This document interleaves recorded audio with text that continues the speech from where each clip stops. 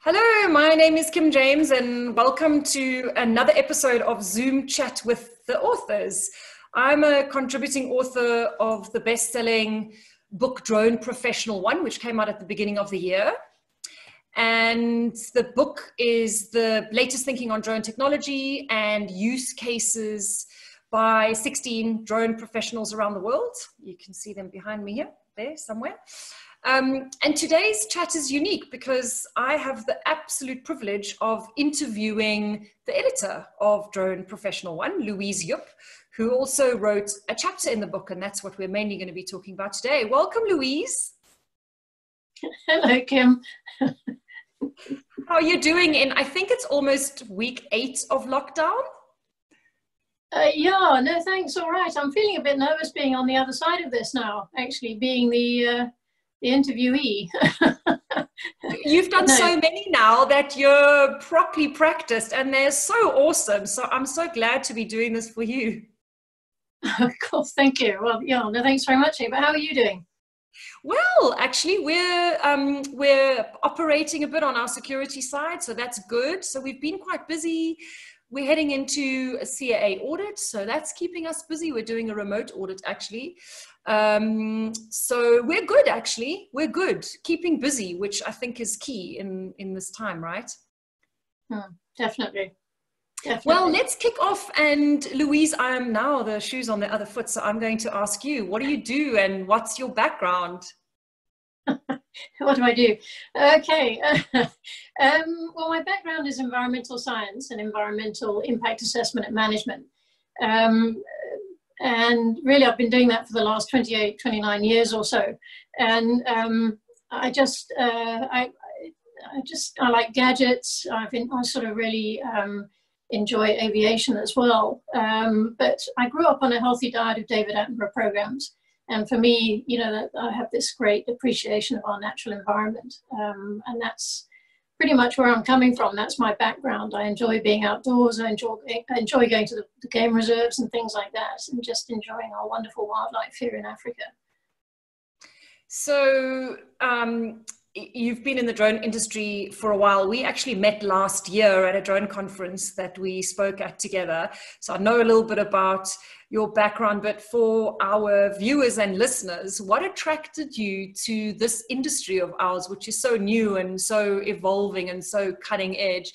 How did you get into it and what attracted you to it? I think really, yeah, I mean, I've been in the environmental industry for quite some time. And, you know, sometimes it's really interesting because a lot of people don't want to do things that are environmentally friendly because it often takes them off track, if you know what I mean. They're not achieving their goals. It seems like environmental things require extra cost or extra time or extra effort. And for me, when I saw the drones starting to come to the fore in about 2015, 2014, I suddenly saw an easier way of sort of solving issues and equally introducing an environmental benefit that's actually inherent. You don't, in some ways, you almost don't have to make any effort. If you look at the sort of farming profession, you know, you can help farmers achieve their goals, but there's an inherent environmental benefit because you're reducing costs because not so much fuel might be used, or there's less wastage of water or resources and things like that. And I just started to see an easier option for introducing environmental benefits without necessarily just going off course for whoever was going to benefit from their uses. And I do, as I said just now, I like gadgets. And yeah, I just suddenly saw that this thing inspires people as well. You can walk into a room with a drone, plonk it on the table, and everybody wants to find a way to use it. Whether it makes sense or not, they want to use it. And it just starts this conversation going. And that just really caught my attention. I like to solve things. I believe that there are so many ways we can do things better. And for me, a drone is a way of inspiring as well as moving towards that. So that's kind of where I'm coming from. It's fascinating. We've spoken a number of times and our ideas are kind of evolving where, you know, the industry is still so new, isn't it? And like you say, you know, 2014, 15, people got really excited about the actual drone.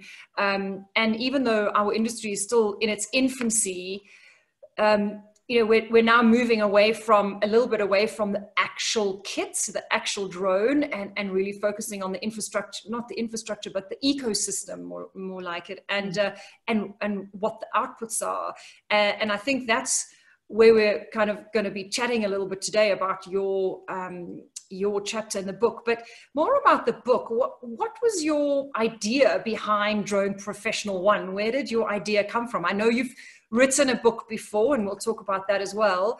But tell us a little bit about your idea behind Drone Professional One. Yeah, it's pretty much come from, I mean, certainly 2018, I think, was a reasonably bad year, in the sense that towards the end of that year, there was the Gatwick incident where the airport was shut down. Thousands upon thousands of people had their holidays disrupted at Christmas time. And there was just negative press everywhere about how bad drones were. They're a nuisance, they're this, they're that. And then it's sort of the cherry on the top was someone mentioning that all pilots, certainly within the UK perspective, were clueless, careless, and criminal. And that was that statement was retracted quickly. But the point being was, it was said, and it generated a lot of negative press, as you can imagine, but equally a lot of negative response from people within the industry, whether it was manufacturers, whether it was pilots, whatever. And it just struck me that, you know, it was grossly unfair, but there's no point getting angry about it. Rather, find a positive way to respond to that, encourage some form of engagement. And really, that was where Drone Professional One came from. I wanted to show professional use, what the value of these things really are in the right hands. That yes, there's an element out there that are doing what they want to do. If you want to call them cowboys, you can do.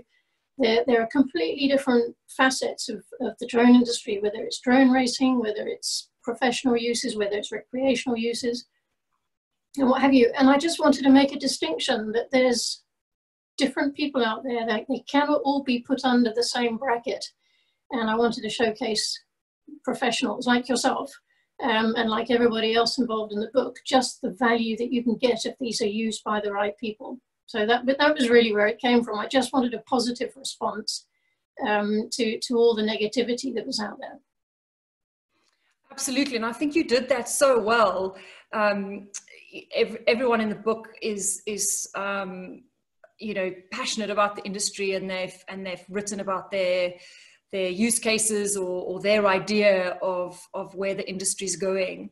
So that showcased that very well. Who's the book for? I mean, who should read it? Who should buy it? I mean, we're so proud of it, but who should really be getting this in their hands? I think, yeah, geez. Sorry, you just reminded me. I was going to say that's something that's come out of all these lovely interviews with everybody, is just the passion and the drive. How everybody shares the same passion and drive.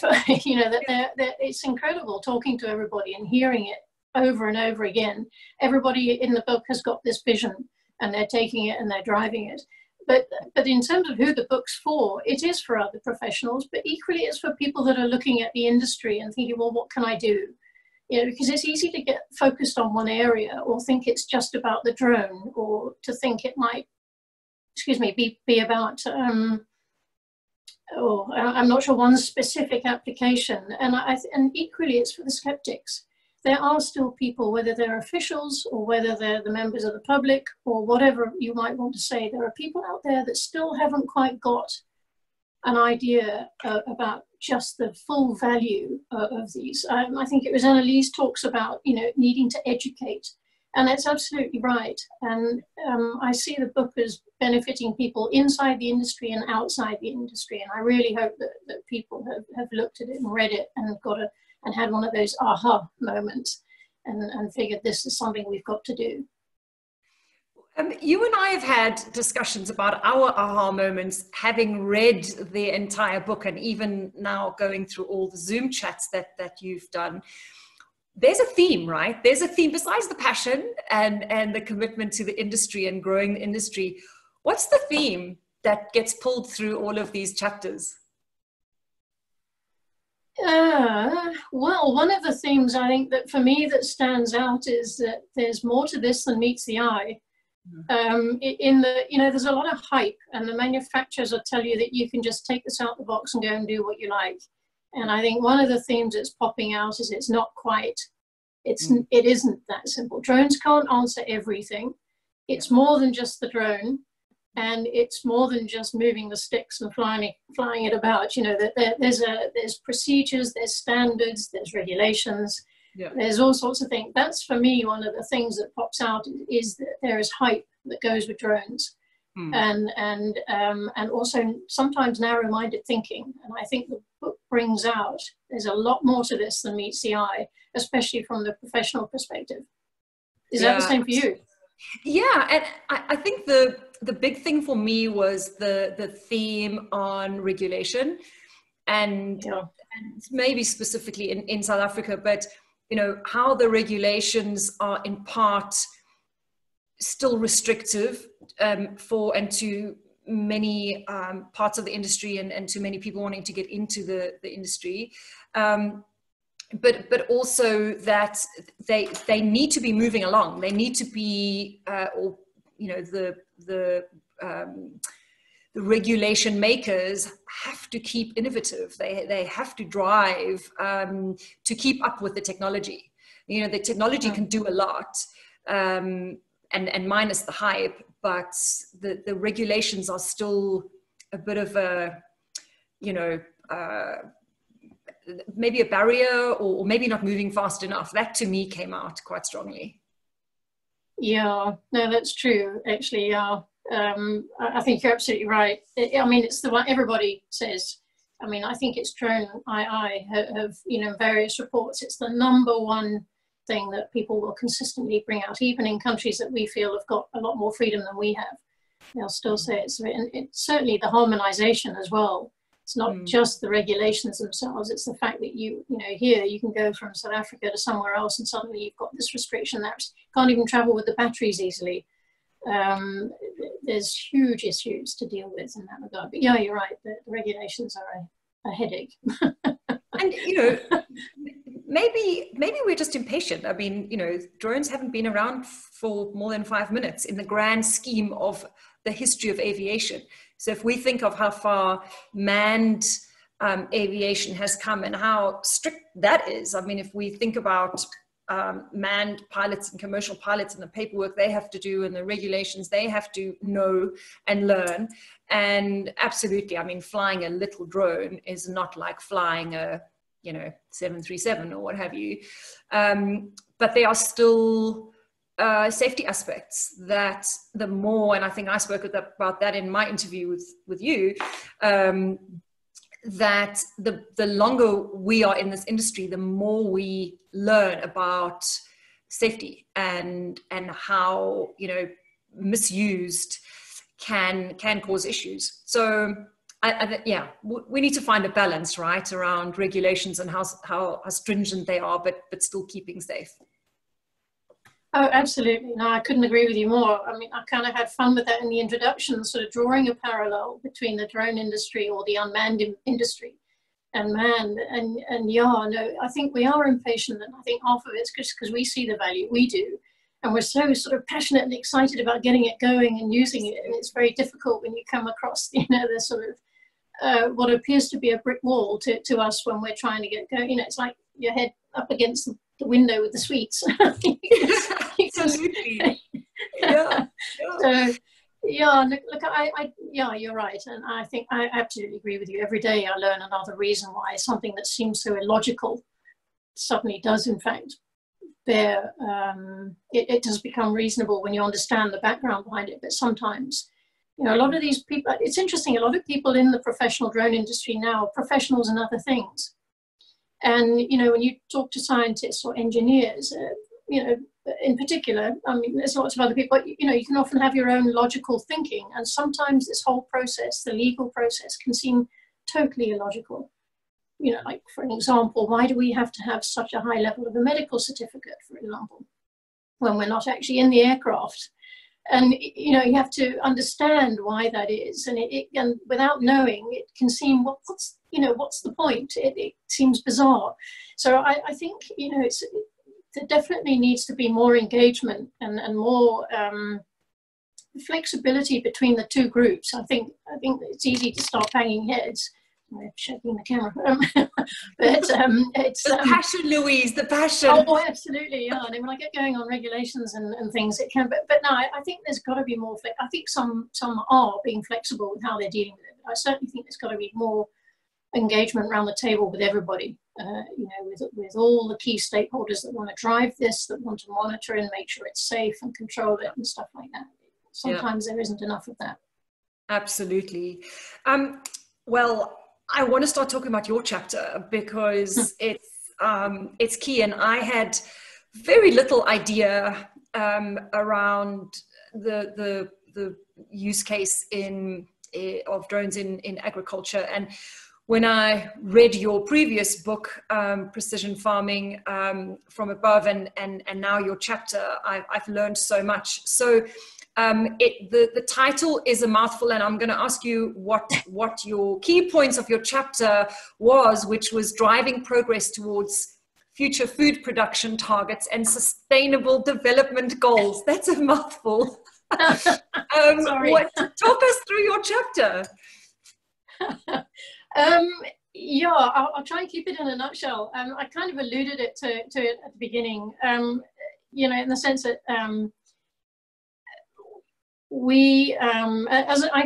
I come from an environmental background, professional environmental consulting for the last 20, 30 years. And, there are reports out there, the FAO and the United Nations, they're all talking about we need to increase our food production for the growing population, but we have to do this sustainably. In other words, we rely on natural systems to be able to have the growing environment. And there's a point beyond which if you start to damage those natural systems, then you're going to damage your growing environment. It's that simple, really. And it just concerns me because, I've got friends who are farmers and I see the pressures that they're under. And equally, I'm aware of the pressures on the natural environment. You hear it all the time of species on the brink of extinction, all these kind of things. And now we're dealing with systems where weather patterns are changing, availability of water, all these kind of things are starting to have an impact on our food production. And effectively, the Food and Agriculture Organization are effectively saying that by 2050, we need to increase our food production by 70% to feed 9.6 billion people. That's massive.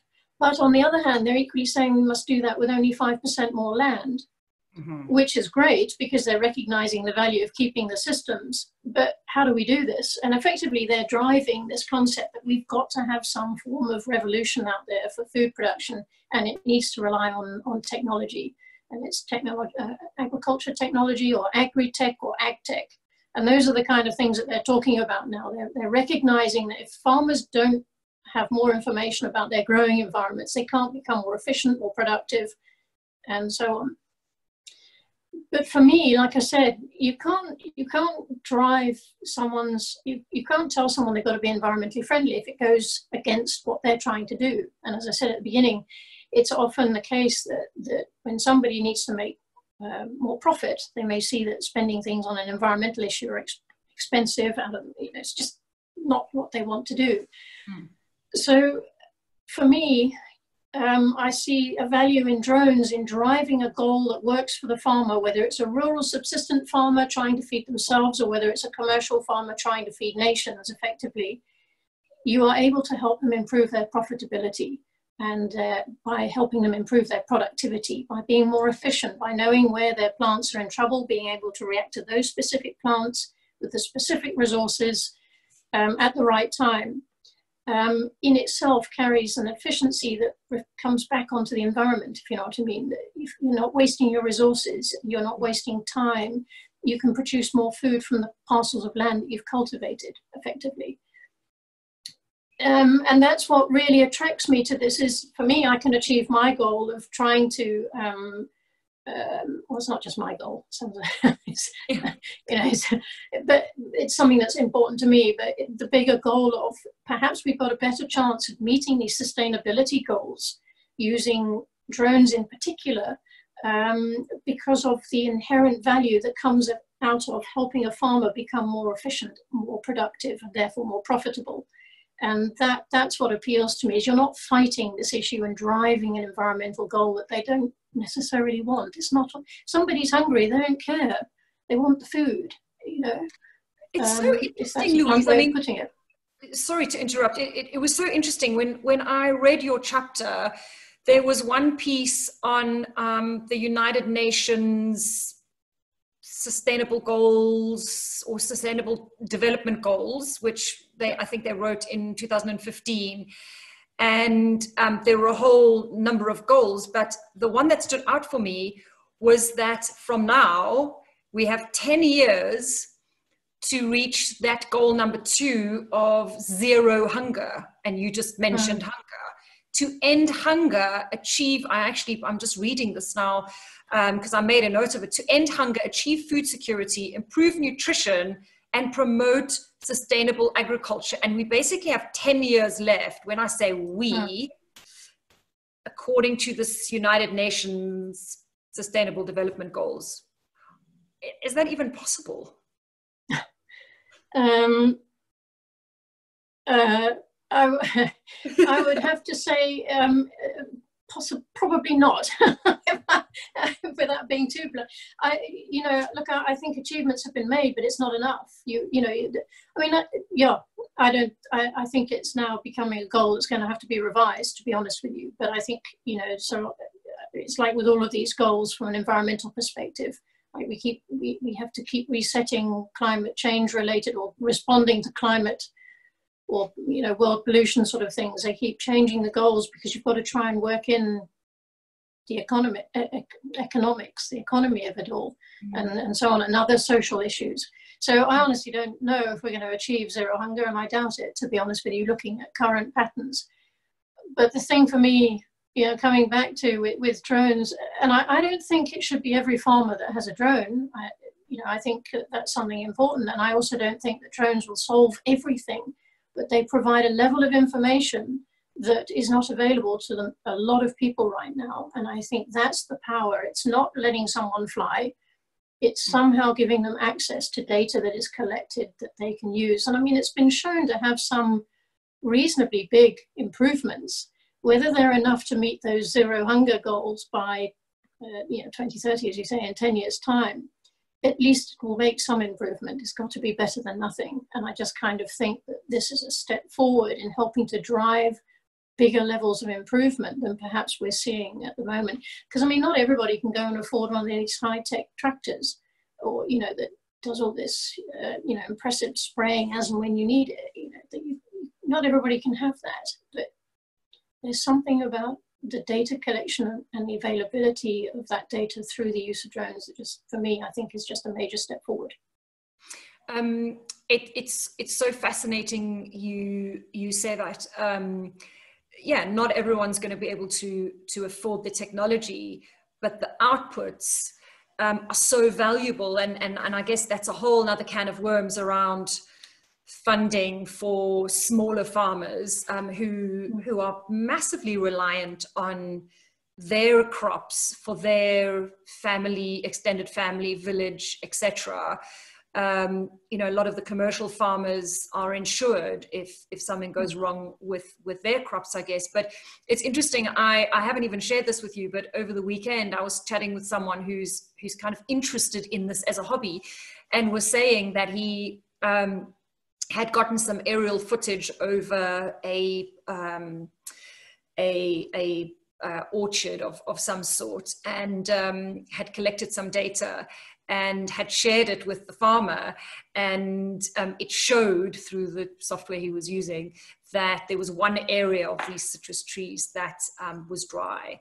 And so he kind of chatted about it, and then the actual owner of the farms were, really, how is that? So oh yeah, that's true, that's the irrigation, we've got an issue with the irrigation in that area. And the issue is that it was validated. And so aerial or data obtained from aerial drones is a key element to many elements, but you know, it's just going to take that farming ability to new levels, right? Absolutely. No, that's a good example. And I mean, you also put a point there as well. You know, it's not just the drones in isolation. I mean, everybody's talking now about big data and machine learning and things like this. And I went to a conference last year, and they were talking about using drones in connection with vineyards. But it wasn't just the data that was collected from the drone. They were tying it into satellite data. They were tying it into the farmer's knowledge. They were tying it into the ground samples he was taking. They were tying, and all of this was creating a big picture. And it was fantastic, because suddenly these elements of his or her growing environment were now understood far more clearly. And that was what was really neat. And just another quick example, I mean, Ari mentioned it the other day, was that a farmer, I mean, sometimes it doesn't even have to be a sophisticated application. Farmer was, I think it was checking his water holes, his boreholes, and was using his drone, and he was saving 12,000 Rand. Was it a year or a month? Oh, I've forgotten the details, sorry. I have to look at Ari's video. But I haven't watched it yet. I haven't. I have to watch it. Okay, well, that's on your to-do list. But no, seriously, it was just for the one borehole. He was saving 12,000 Rand on his fuel costs. Oh, on not having to drive back and forth. That's fabulous. Absolutely. That's so simple. Absolutely. And that's fantastic. And sometimes it might even be something that small that gives someone a cash flow that they didn't have, or gives them time that they didn't have because they were wasting time driving backwards and forwards to go and check. You know, that's what I mean. Sometimes it doesn't have to be this sophisticated analytical software and the results it produces. It could just be something that simple. I can see my borehole's okay. Yeah. And that's what I think is so exciting, is it doesn't always have to be this flashy solution. Sometimes it's the simple ones that give the biggest results. So yeah. If we had a farming community sitting in front of us right now, and you know, depending on what we do with this video, we very well might be able to put this in front of them. What would you say to the decision makers? And this is obviously, you know, leading on from your chapter, but in terms of the work that you're doing in your company, and you know, what's next, what would you want to tell them? Gosh, that's actually quite a big question. Yeah, crumbs. What would I tell them? Goodness me, I would certainly say, oh gosh, test it. Get someone to come and show you. Don't rely on, you know, I mean, it's very easy to be like a salesperson with this, if you know what I mean, but certainly don't discard it. That, you know, like with most tools, it can depend on the person who arrives on the farm and is either trying to sell you something or trying to actually listen to what you need and actually do something to help you that's going to bring value to you. But I certainly think that, you know, go to a demonstration or ask someone to come and do a demonstration and see it for yourself firsthand. And have those questions ready. What is it that you're trying to solve? What's the big question that you have? What's your biggest headache on your farm? And talk to someone about it. You know, is it the time that you're wasting? Is it the fact that you just don't know in the nicest possible, you don't know what's going on because you can't see what's going on, or whether or not, you know, it's just some of the other issues to do with the management of the farm. And yeah, get someone to come and have a or go and see a demonstration of one of these things to see how they can in fact help you. Read the book, of course, read this drone professional book. But gosh, it's a very difficult one, but I think seeing is believing. And you said it just now with the chap with the vineyard. You know, that chap makes somebody think, hey, hang on a sec, there's actually more to this. I think farmers, in all fairness, have been sold many technologies over the years and many things that are going to solve all their problems. And I think, you know, absolutely be right to be skeptical. Yeah. But allow for the fact that there is some inherent incredible value that can come out of the use of drone systems, with the data that they can collect, the knowledge that you can gain, and the way in which you can respond thereafter. There's more than this that meets the eye. I think that's how I would start. Yeah, and I think, and just from our discussions that we've had, I guess the thing that I'm would possibly add is it's not a silver bullet. Using aerial drone technology in your farming operation isn't going to do an overnight magical, yield increase or what have you. It's a longer term thing, gathering the information over one season or growing season, and then comparing it to the next or whatever it is you're going to be using that for, right? So it isn't a silver bullet, and it's not going to potentially, as I said, magically change things overnight. But for the simplest application, there might be instant savings or instant, time savings or what have you, which can be quantifiable. Absolutely. No, you're dead right. It is not a silver bullet yet, you could say. Who knows? Yeah. I mean, give it another 5 to 10 years, the speed with which things are evolving. Yeah. Like we've barely, from what I've seen, really tapped into using drones in connection with animals. But it's coming, and counting animals, remote health assessments and things like that. So no, but you're right, it isn't the solvable, but I think it has a way of solving some of those smaller steps and then it can therefore break that cascade effect, perhaps. Like from what I can tell at the moment, you're not necessarily going to know exactly what is attacking your plants if it's a particular disease, but you know where there's a problem and you can direct your scouts to go and look for it. But there will be a point in time when they will be able to say it's that, because there's been enough data that's collected. So but it still has value, even in its earlier form. So you're absolutely right, but it still has value in terms of breaking, as I said, stopping that cascade effect, perhaps. A bigger crisis. Absolutely. Talking of crisis, and any conversation these days isn't going to be a relevant current conversation without mentioning the COVID-19 effect on whatever industry. What do you think COVID-19 has done, to the drone industry and maybe even to, the agricultural industry that you're so close to? What are you hearing on the ground, and what are your views of what COVID-19 has done? I think, I've said it a couple of times, I think, in some of the other chats with everybody. One of the big concerns, I think there's positives and negatives that have come out for the industry. The negative that worries me the most is the spying, sort of pushing that perception of drones as spying. I know they're probably, there's been suggestions they've been used to monitor social distancing, but that is so close to, a big brother spying thing, which is already there. I mean, obviously they were originally developed as military reconnaissance aircraft anyway, but everybody always laughs and talks to me, oh yeah, well the guy up next door is throwing his drone up to spy on me while I'm sitting next to the pool, that kind of thing. And that might be said jokingly, but it's a concern. And this kind of said, well, has it solidified? I'm not sure, but for me, I'm concerned it will solidify that they are just there to poke their nose into your business. And I think there needs to be very careful protocols about how they are used, what happens to that data, and so on. But like I commented on that article, I think you put on LinkedIn the other day, it's okay to have CCTV. We've got used to that and we accept that, but we don't like flying cameras, as a group. It's quite interesting. I think the positives are, we've already seen the value of drones for delivering medicines, certainly here in Africa. And I think, that has been partly solidified where these have been converted for transporting samples, things for lab tests.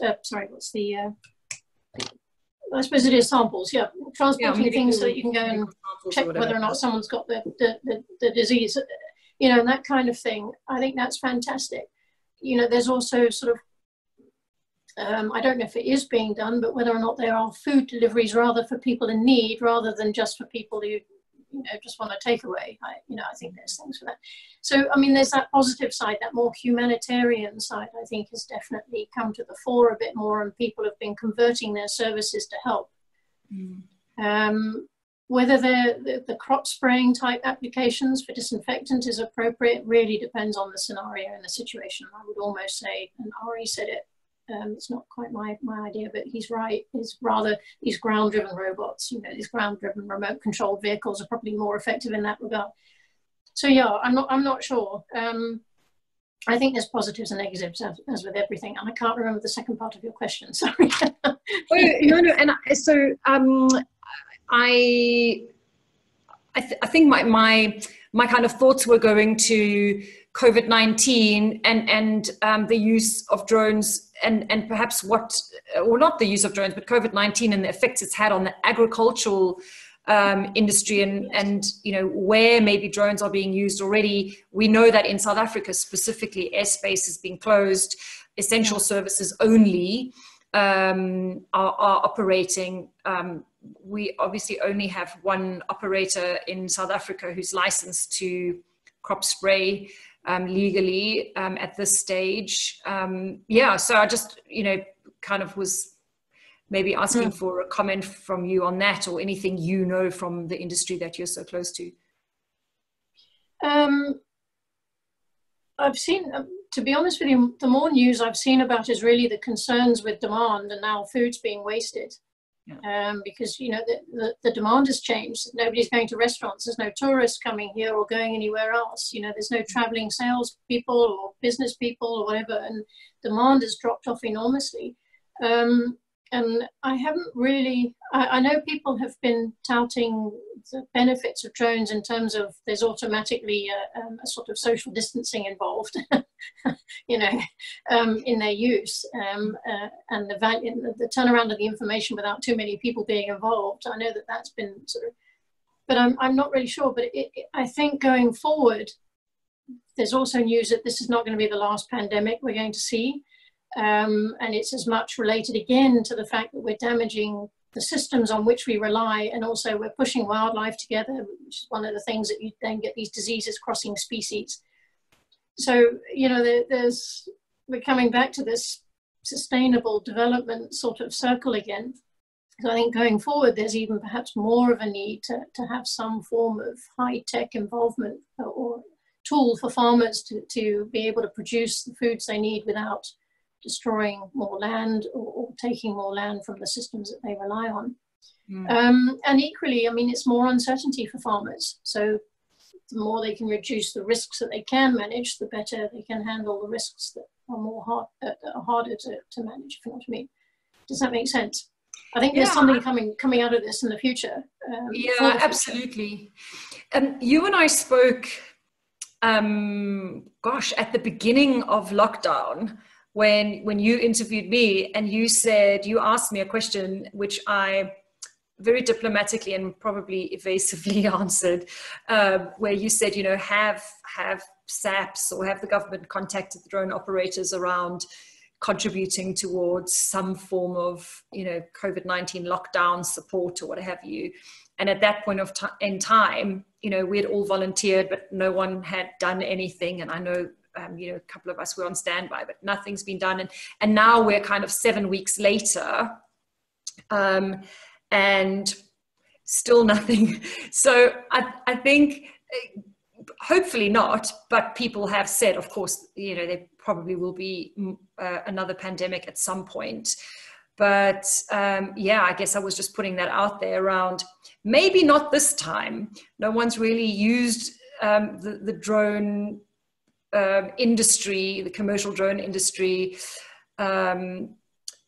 during this time, these last 7 weeks. And, you know, we probably could have supported in some way, but hopefully we'd be ready for the next one or the next disaster, whatever that might be.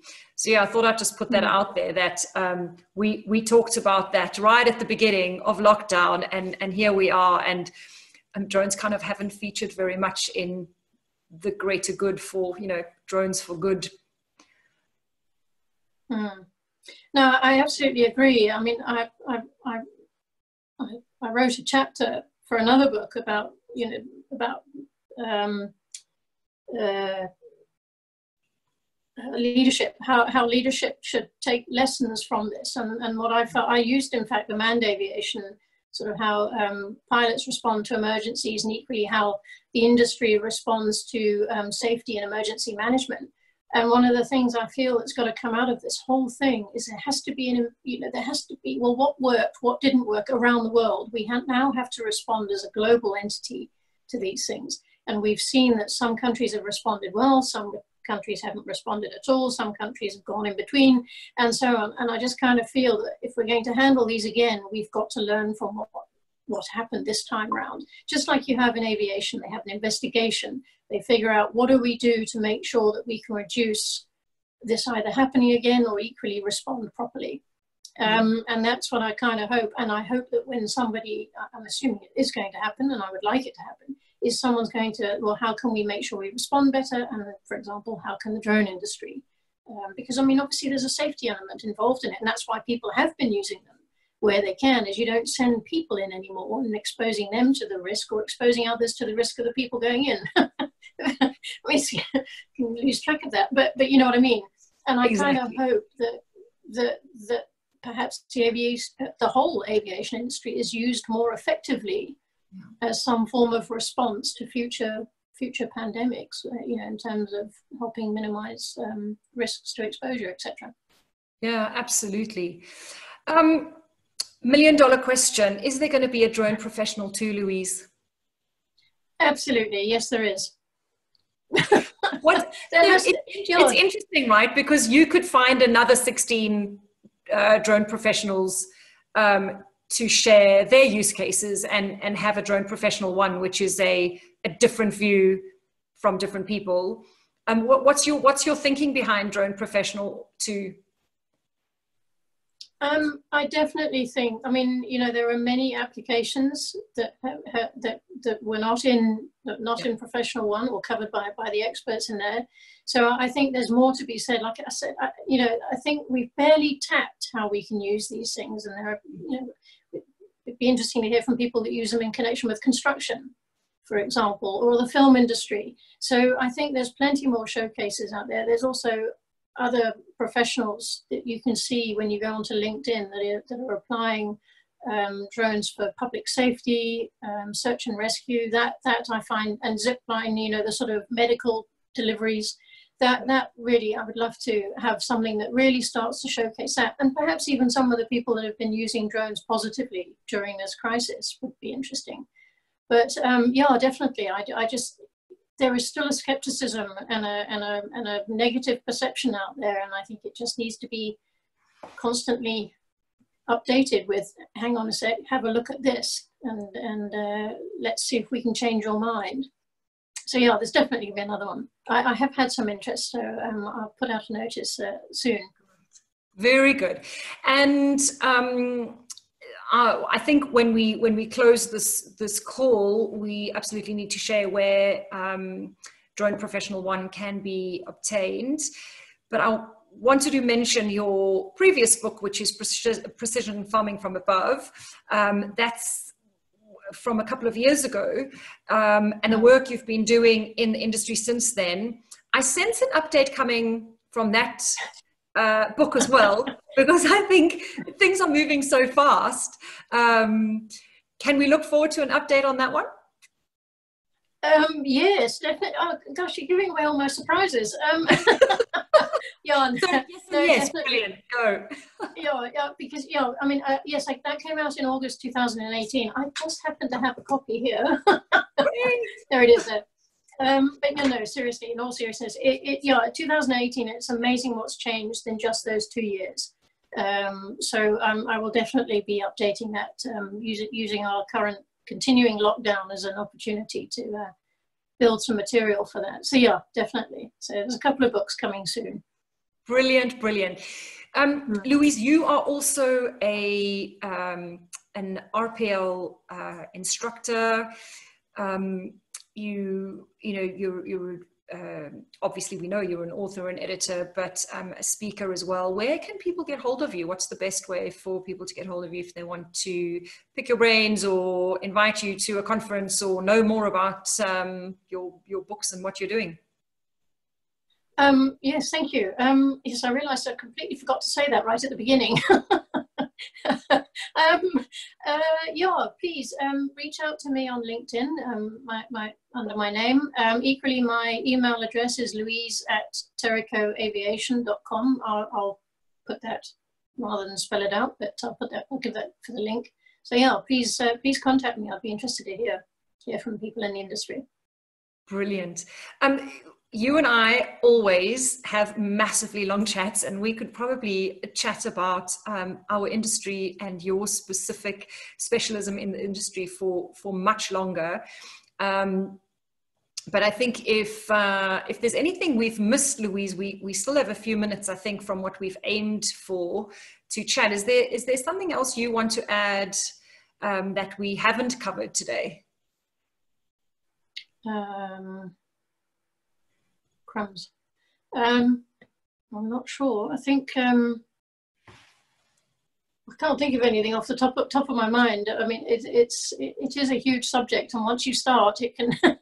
Absolutely. But no, I'm hugely proud to be a part of the drone industry, and I feel that with everybody else, yourself included. And I just love being involved with all these people that are so passionate and driven by it. If someone's thinking about this, there are so many facets to get involved, especially women and girls. I think it's easy to get stuck on the aircraft. There is so much you can do with whether it's you use the information, whether you design the software, whether you're designing the camera, but whether you're designing any of the bits and the components, or the 3D printer even. You don't have to fly the drone, but you can still be involved in this industry one way or another. And I think it's important to get beyond the drone. Sometimes it's more than this little thing with propellers or what have you. There is enormous scope for entrepreneurship, application, building businesses, you name it, associated with the drone industry. So yeah, I would really like to see more women and girls involved in this. And I think it was fantastic. There were 5 in the book. And I hope to see more involved over time. Yeah. Well, from all of us co-authors, I think you did an absolutely fabulous job, and also to get some of us women involved. There's more to come from all of us, I'm sure. So, Louise, where can people who are watching this buy the book Drone Professional 1? It's on Amazon, co.uk or .com, or in Australia. It's all the major Amazon outlets, and it's in Kindle format as well as paperback format. So yeah, I'll add a link to this post as well, but it's well worth it. Louise, it was an absolute pleasure chatting with you, and this is your platform, obviously, and we've kind of just swapped for today. I hope that this is what you envisioned for your conversation about your specific chapter. But if you're satisfied and we've covered everything, then we can sign off. Oh, no, thank you. I really enjoyed it, actually, and thanks to everybody else as well, yourself included, for first of all being a part of the book, for contributing your time and your expertise into that book, and for the last couple of weeks. So it's been really good fun chatting to everybody directly and hearing your stories. So no, it's been I've enjoyed it, the whole thing. So thank you very much. Brilliant. Well, to anyone who's watching or listening, that was Louise Jupp, the editor of Drone Professional 1. And when this video goes up, all the links of how you can contact Louise, as well as how you get the book, will be in the posts.